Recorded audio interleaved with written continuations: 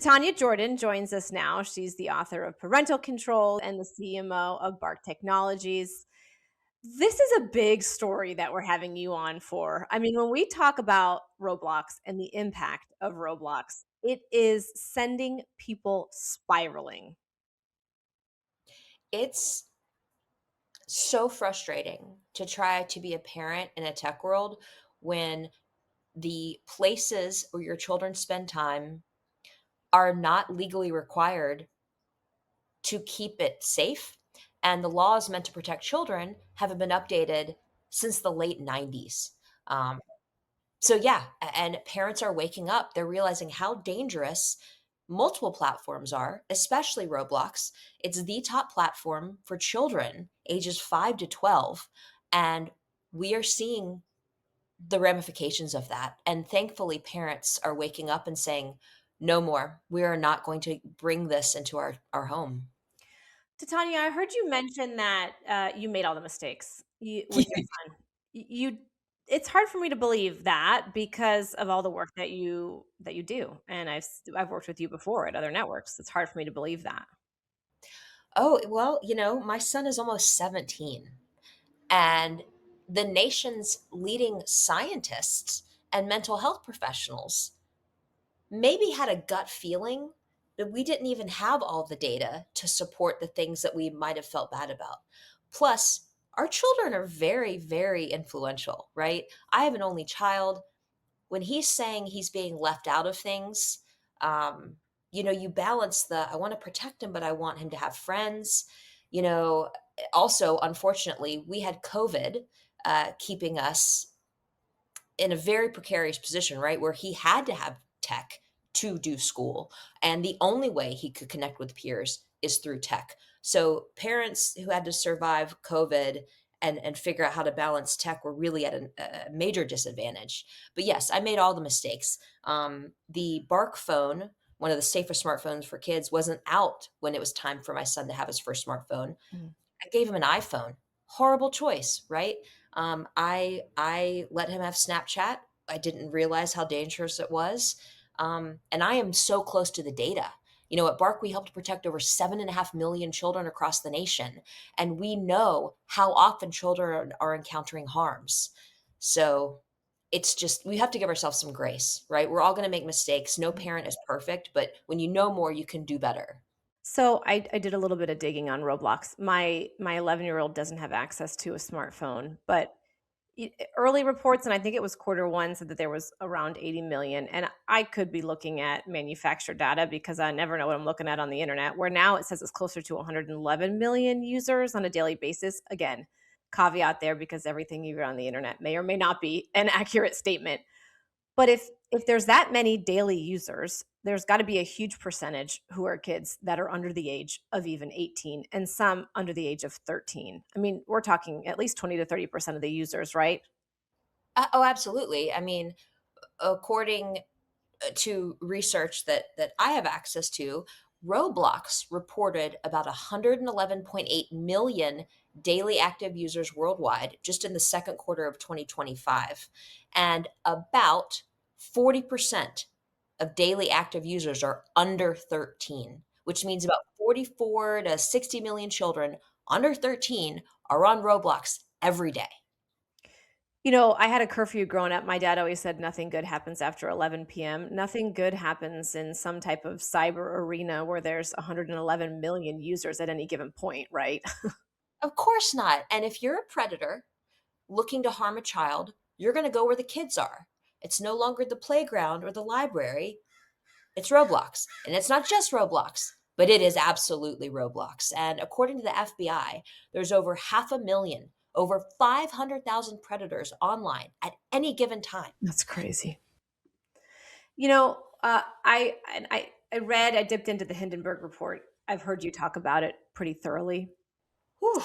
Families out there, they need to read it, at least put it in your phone, put it in a browser tab and get the cliff notes. Am I right? I mean, Yes, it's not good. It's very, very damning for Roblox.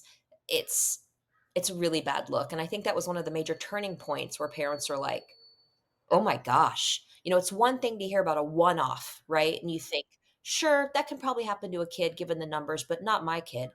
No. When you see the rate at which children are encountering harmful content and people on this platform, you see the type of games that maybe look safe, but they're not safe. Um, it's heartbreaking. It's absolutely heartbreaking. We need to do a better job of protecting childhood. It's not saying no tech for kids, but we can do a better job of making tech safer for kids. And that has not happened yet. Roblox did roll out some updated parental controls and safety precautions, most recently saying they're going to do facial scans to put children into age appropriate experiences. But they No. should have already been doing this. Well, they started be doing it, and right now it just says, "Are you 18?" and you click it. I mean, that or, you verify your age with a click. I mean, that don't get me started on any type of parental control when it comes to them having just to say what age they are. I mean, that I could be 21 again, and you could just tell me how great I look. I mean, that's just obscene. In this report, and I went through the attorney generals in a couple states are filing suit. I mean, basically calling it a cesspool, but there are chat rooms, there's these XYZ rooms where you don't even believe what you're reading, and then you're gonna give this to a kid. I am just typing into my browser now how many states are suing Roblox because every day it's like, oh, another one. Yeah. Um, so 3 states have filed lawsuits against Roblox: Louisiana, Kentucky, and Texas, right? And then there are numerous private lawsuits from families alleging that harm was tied to their child because of the use. Predators, unsafe interactions, and that's just predators and unsafe interactions. The content that they're encountering, our precious children's minds and hearts, it's desensitizing them in a very impactful way. Our children need to realize that certain acts of violence, sexual um, gratification, the words that we use and throw at each other, they cause real harm. And we do not need our children's innocence to be taken away from them earlier than it was bound to happen in the first place. So, do you think there's just a disconnect that parents, because there are so many varieties of games and variety of things that they can do on Roblox, is that where the disconnect is for parents? That they think it's harmless, it appears harmless in the instances that they have seen it. Maybe they have put on parental controls, which you can do if you have if you are a caretaker, you can have access to a juvenile's account and regulate what they're, or at least see what they're viewing, but why are 111, if not 40, if not 30? Why is there one parent allowing their child on here as opposed to millions? A few reasons. One, at first glance, it just looks like a fun animated game. It looks childish, right? It comes across that way. Now, Superman and Wonder Woman could be simulating sex, but a quick walk by the screen, and if they're not in the middle of it, you wouldn't know it, right? So you think it's safe because of its design. The next thing is word of mouth. When your kid comes home talking about a cool remote control or Lego set they want, you're like, oh, if 10 of their friends have it, you're like, man, that must be the thing. Well, if everybody's talking about it and you haven't done the research and you're not in the know, you think, well, everybody else has it, it must be fun and safe, right? We just can't live that way anymore. We have to do the research. If it involves a screen and our child, you've got to Google the name of the thing plus dangers, or the name of the thing plus parental controls, and figure out how to make it safer. And I'm not saying never, ever, ever let your kid play Roblox, because for older children, if you are in the room with them, it is on the living room television. You can play with them and kind of help navigate. That's weird. Let's not play that. Let's find something else. Then it can be done in a safer way. But just letting kids play it without adult supervision, without parental controls in their bedrooms, no, no more of that. When you talk about making all the mistakes with your now 17-year-old, did you hit a rock bottom? Did something happen where you said, wait a second, I don't want another parent to experience what I experienced? Multiple. We don't even have time to cover all of those. And a lot of those instances help to inform our product developments at Bark. Why we made the smartphone safer and the watch and the app and evolved it to cover chat bots. I mean, there's so many instances. A few, um, children bullying him. Actually, I don't want to. I don't want to. I want him to be able to tell his story when it's his time. So I'll be more general if that's okay. Definitely. Um, my heart sunk, my stomach dropped when I realized that because of the access I gave my son, he was no longer coming to me to be the source of truth and information. He was going to Google, to TikTok, to chatbots, and to not be able to filter what is misinformation, what is truth, what is our family values. It was one of the biggest parenting mistakes ever. Do you look at some of these headlines and these devastating headlines where children take their own lives because they think that this decision they make is in a virtual world, perhaps not in reality, and that their decision is not finite? Do you think you were spared?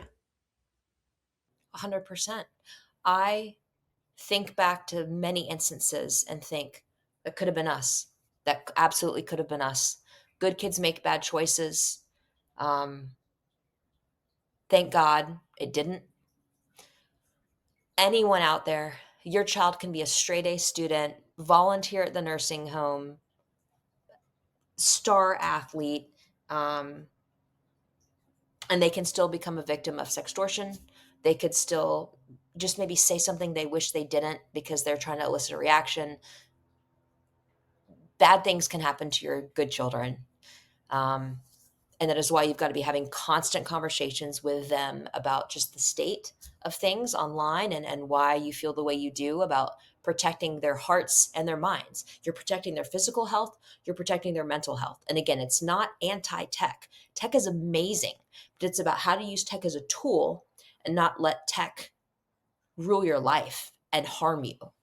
Yeah, you have moms out there eliminating red dyes and making sourdough in their kitchen, but their kids have Snapchat on their phones and in their bedrooms. It's Oh my a little gosh. bit. Yes. And don't get Yes. me wrong, I'm here making all the parenting mistakes too. I mean, I agree with you. Being a parent is the great equalizer because you can do the same rules with all your kids, and you have one who you're apologizing for and one on the podium every night at school. So it's like it's not it's sometimes it's not what we're doing, right? So Totally. when we talk about weaving a little bit of politics into this, of course, I'm not asking you to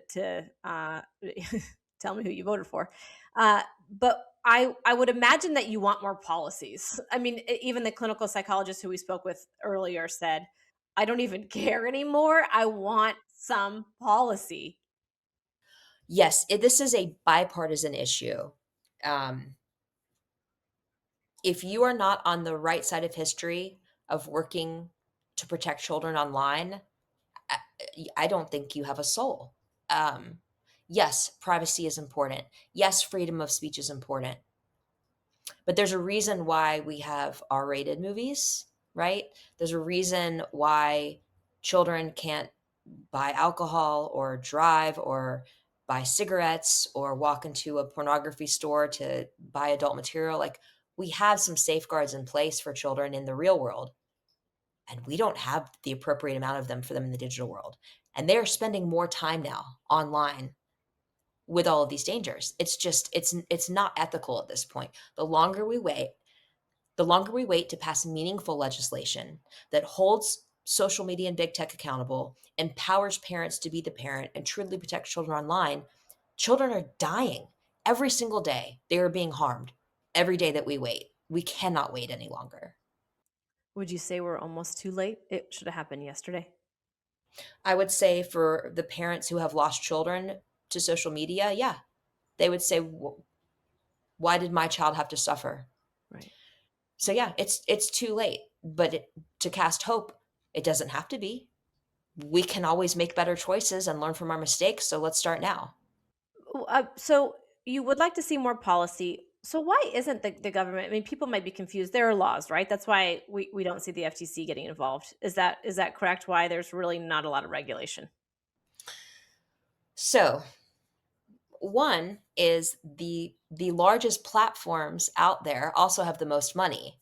Apple, Google, Meta, Snapchat, Roblox, YouTube, Discord, they all have so much money, and money influences politics, right? Through lobbyists. There's great lobbyists out there, and then there's lobbyists that think again have no ethics. But I digress. So when you have a lot of money to lobby, you can influence laws to either be less effective or not pass. So we're up against that, right?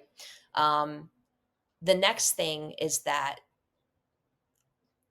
the laws meant to protect consumers online and children online haven't been updated since like 1998. There's COPPA, the Children Online's Privacy and Protection Act, the Kids Online Safety Act.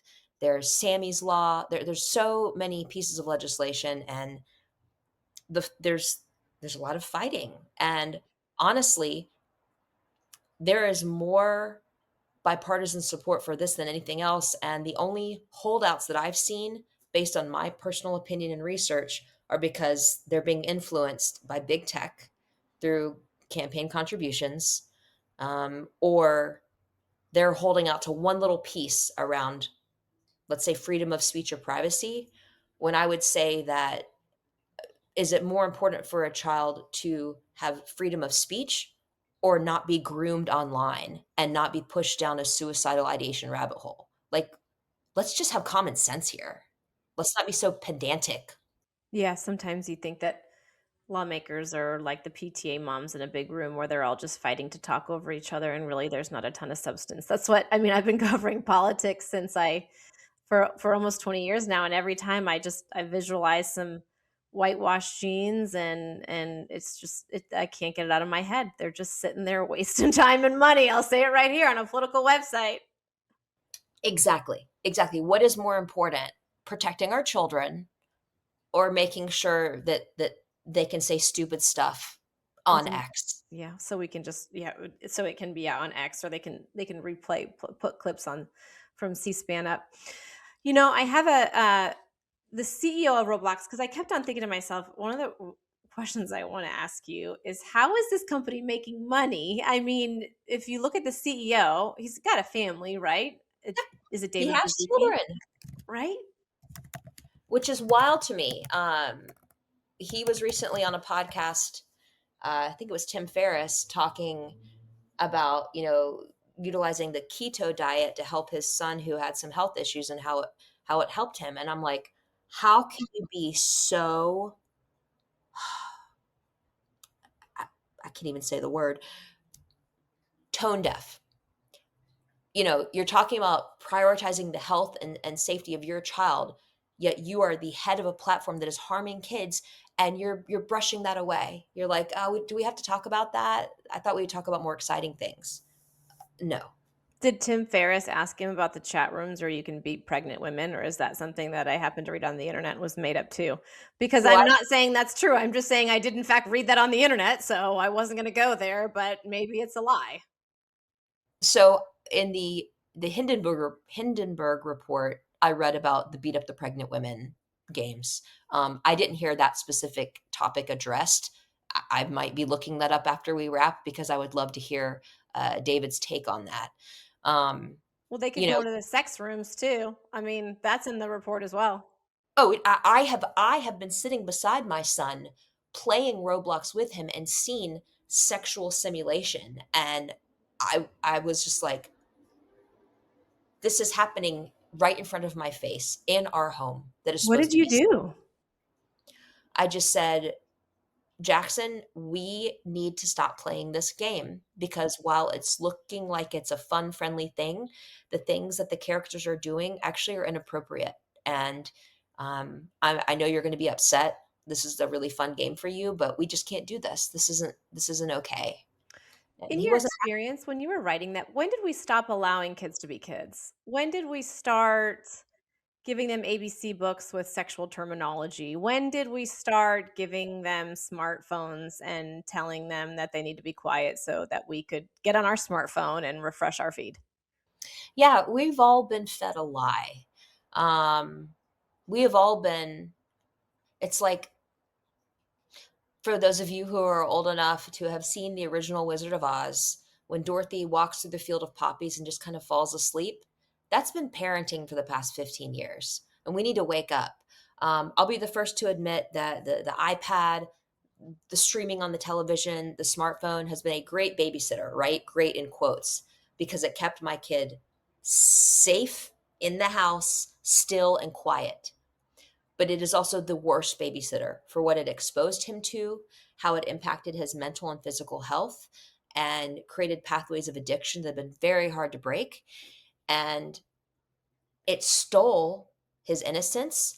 It stole precious time between mom and son that we can never get back. And it's time for parents to wake up. It sort of took my breath away when you started to go through all of the avenues that your son went down, and you have to remember that you are an invested mother. you what is Yes. that? Not everyone is invested. No. No. Oh my goodness. So many parents are ignorant. And I don't say that in a derogatory way. I mean like they just don't know. Well, and they're just trying to get food on the table. They're trying to get to work. They're They're trying trying to to get put their son in baseball because everyone else is in baseball, and then they're trying to get their daughter singing lessons because she sings in the shower. I mean, I'm not saying that they're bad. I don't really know very many bad parents because we all love our kids more than we love ourselves, which for some of us is really hard. well, right, but it goes back to, like, when your kid's 3 and you and your significant other wanna just go out to a nice dinner and not have to worry about things falling on the ground. So you hand them the smartphone, you put it on what you think are safe videos on YouTube, and you guys have a nice dinner. It's little decisions like that that over time compound into the problem that we have now, and we've all been there. We've all made those mistakes. Um, I'll pause there. Yeah, no, it's my okay. So I think my last question, and I'm certain that we'll beg you to come back. This is certain a topic, and as you mentioned off the record, I do have some moms who are filing suit. I tried to Yeah. get them to come on today, and I said that you were going to be on so they could ask questions and bounce ideas. They're not quite ready yet, but I might poke at you again. My last question is: we're ending the year. We're looking forward to 2026, depending on when you're listening to this, and again, blue sky for me. If we got here with these little minute changes, can we get out of it with little minute changes? And what would that look like to you? Yes, I'm so glad you asked. I love to cast hope, right? There's always hope, even for the most far gone. So, one is that the tide is turning. Thankfully, more schools are going phone free bell to bell. More parents are waking up and saying, I get it. Every kid's allowed to do this, but we're not. Parents are leaning into their God given responsibility to be the parent, right? Parent first, friend later. Do what's best for their child's physical health and mental health, despite what other people might be doing. Um, Platforms are under fire. The spotlight is on them. Every bad thing that happens is now getting amplified, and they do not like bad press. And so they are working to try to make their platforms safer with an asterisk, right? As long as it doesn't impact their revenue or time spent in app. But I believe that legislation will be moving forward to hold these companies accountable. I mean, we just saw the entire country of Australia this week ban social media for children under 16 with very, very large fines to the platforms if they don't comply. And so this gives me hope. Parents are waking up. They're empowered to be the parent. We now have more data. With good data, we can make better choices. And our children, even if they say they don't want us to enforce certain things, they want us to keep them safe. They want us to be their parents, and it's our job to do that. Yeah. Well, I'm grateful for you, and I just ordered your book on Amazon. So once I get through that, we'll have you back. Thank you so much for joining us. Thank you for having me. Thank you for all you do.